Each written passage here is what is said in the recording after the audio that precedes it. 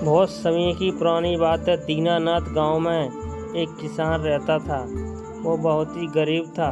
उसके पास ना तो रहने की व्यवस्था थी ना खाने की, लेकिन उसने अपने जीवन में कभी हार नहीं मानी और उसके पास 2 बैल भी थे जो उसका साथ कभी नहीं छोड़ते थे। उसका एक मित्र भी था। वो बहुत ही होशियार और बहुत ही चालाक बंद था। उसके पास ना पैसे की कमी था ना दामों की। वह सुबह सुबह रोज अपने खेतों में जाता और अपने दोनों बैलों के साथ हल चलाता। उसके दोनों बैल बहुत ही मजबूत थे। उन्होंने कभी भी उस किसान का साथ नहीं छोड़ा था। वह सुबह सुबह अपने खेतों में रोज जाता अपने दोनों बैलों के साथ खाना खाकर और अपने बैलों के साथ उस खेत को जुतवाता और उसमें अच्छे बीज बोता, जिससे उसकी फसल बहुत अच्छी पैदा हो, जिससे उसे अधिक अच्छे दाम मिल सके। और शाम को वो अपने घर आ जाता अपने दोनों बैलों के साथ। हरा थकान के मारे सो जाता और सुबह होते ही अपने खेतों पे दोबारा वापस चला जाता। उसके गांव में उसका परिवार भी था। उसके 2 बच्चे भी थे जिनका नाम काली और सुमित था, और उसकी पत्नी भी थी जिसका नाम रूपा था। वो बहुत ही देखने में सुंदर और सुशील थी और कुर्बान भी।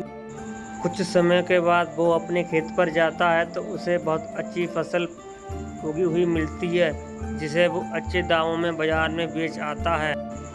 वह और उसकी पत्नी बाजार से लौट कर के बहुत सारा पैसा अपने साथ लेके आते हैं, जिससे उनका परिवार सुखी और संतुष्ट रह सके और किसी भी चीज़ की कमी ना रहे उनके जीवन में।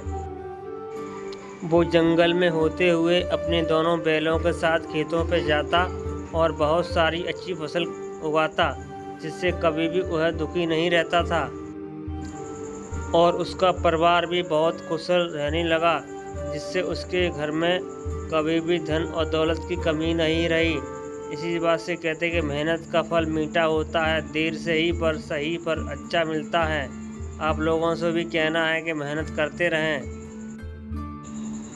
फिर हौले हौले करके उसने बहुत सारा धन जोड़ लिया, जिससे उसने एक बैलगाड़ी भी बनाई, जिससे वो अपनी फसल को बाजार में बेच आता और व्यापार भी करता था। दूर दूर के बाजार भी करने लगा था।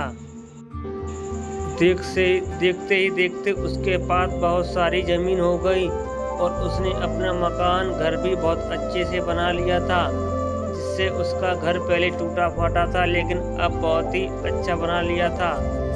इसी प्रकार किसान की मेहनत उसके काम आई। तो आपको कहानी अच्छी लगी?